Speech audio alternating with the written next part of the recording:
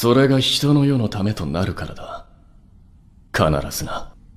手に入れなければならぬものがある。しかし神はそれを拒否した。ならば奪うしかない。ウォーキングデッドか。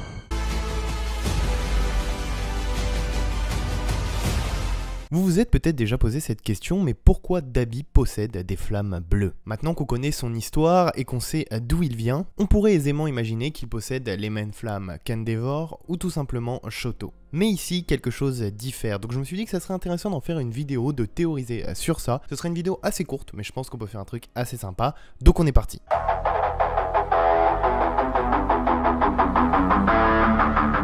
Donc Crématorium, aussi connu sous le nom de Flamme Bleue, parfois appelé par son nom original Dabi, est un vilain qui faisait partie de l'alliance des super vilains et était chef de l'escadron Genesis. Bon, c'est un personnage qui a eu un passé assez compliqué. Dès son plus jeune âge, Toya a été formé par son père parce qu'il possédait un alter de feu encore plus puissant que Hellflamme d'Enji. Il est sous-entendu que Toya ait été entraîné par son père comme Shoto. Enji le considérait même comme presque parfait. Cependant, en raison de sa faible constitution qu'il a de sa mère Rei, il fut considéré comme un échec, à l'instar de son premier frère Natsuo et sa sœur Fuyumi, et fut comme eux séparé de leur jeune frère Shoto. On apprend aussi qu'un accident est arrivé à Toya sur la colline Sekoto, lieu d'entraînement d'Endeavor, quelque temps après l'entraînement de Rei. Un feu s'est déclaré et a carbonisé absolument tout, le seul reste retrouvé étant une partie de sa mâchoire inférieure. Depuis, il est peu évoqué. Natsuo pense que son père a un lien avec l'accident, il est persuadé qu'Enji a tué ou provoqué la mort de Toya, mais son rôle dans l'accident reste assez flou. Après l'accident, Toya a survécu, même si tout le monde le croit mort. Il a été sauvé par un homme étrange,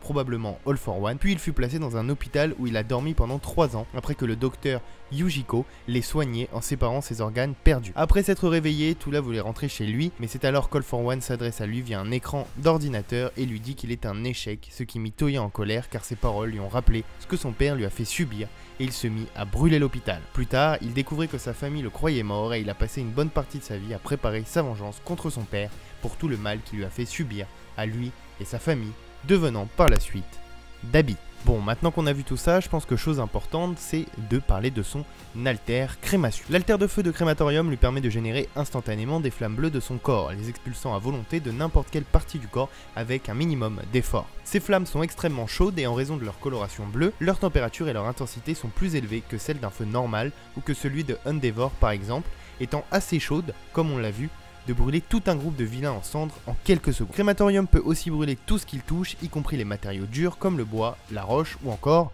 le ciment. Offensivement, Crématorium utilise ses flammes en créant des boules de feu, des attaques comme des tirs de lance-flammes et des éclats de feu. Sur le plan défensif, Crématorium peut générer suffisamment de flammes pour former des murs de flammes massifs pour entourer ses cibles. Le seul problème de son alter, en tout cas c'est son corps. Le corps de Crématorium a une faible tolérance à ses propres flammes dû au fait qu'il a les mêmes gènes que sa mère, donc le froid. Il est à l'aise dans des températures froides, tout comme son frère Natsuo et sa mère Rei. Il brûlera donc s'il force son alter trop longtemps, et c'est ce que je pense qui s'est passé durant son premier accident. Bon, déjà, chose importante qu'on sait, Dabi n'est pas né avec de tels pouvoirs. Je m'explique là-dessus. Le garçon savait comment utiliser le feu depuis son plus jeune âge, mais les flammes qu'il invoquait n'étaient pas bleues. Il s'avère que Dabi a dû travailler sur son alter pour faire apparaître les flammes ultra chaudes, et il a utilisé sa colère contre Endeavor pour débloquer cette compétence. Quand Endeavor apprit que les flammes brûlaient son fils, il a décidé d'arrêter l'entraînement de Toya, mais Toya était trop obsédé par la vision de son père pour lâcher prise.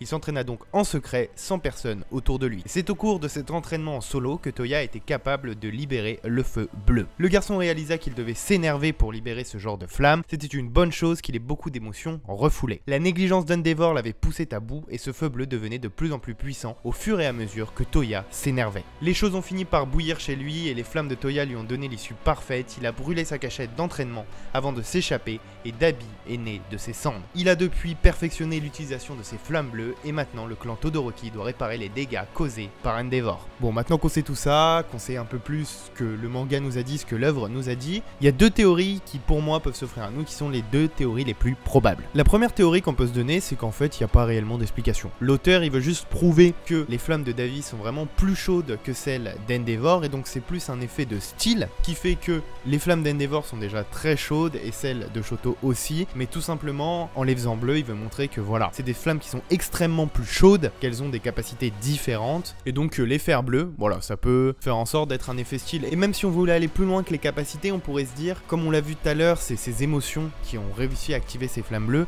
que ça pourrait être, voilà, une représentation de ses émotions. Ces flammes sont bleues parce que lui, voilà, il a connu que le désespoir, la douleur, et du coup c'est quelque chose de froid, quelque chose de triste. C'est un peu une métaphore qu'on a souvent, on associe la couleur du feu, ou en tout cas on associe le phénomène de feu sur une image de quelque chose de réconfortant, de chaleureux, de chaleur, d'atmosphère douce, alors que tout ce qui est bleu, toutes les couleurs un peu froides, ça peut être quelque chose d'assez triste, d'assez traumatisant, et donc on peut se dire que l'auteur, voilà, la première théorie, ça serait vraiment de donner un effet style, que ce soit pour les caractéristiques ou pour les sentiments des personnages, avec un personnage qui a vécu, voilà, un passé assez compliqué, et du coup se dire que l'auteur s'est dit de mettre des flammes bleues pour rappeler, du coup, cette personnalité, cet énervement, et ce qui fait que ces flammes sont beaucoup plus chaudes, beaucoup plus performantes, entre guillemets, que les simples flammes d'Endeavor ou de Shoto par exemple. Ma deuxième théorie, que je préfère, enfin en tout cas je préférais que ça soit celle-là, c'est la théorie de se dire qu'en fait, chaque personnage qu'on a vu, l'alter des parents reste sur l'enfant d'une certaine manière. Par exemple, pour Shoto, on peut voir les choses comme ça.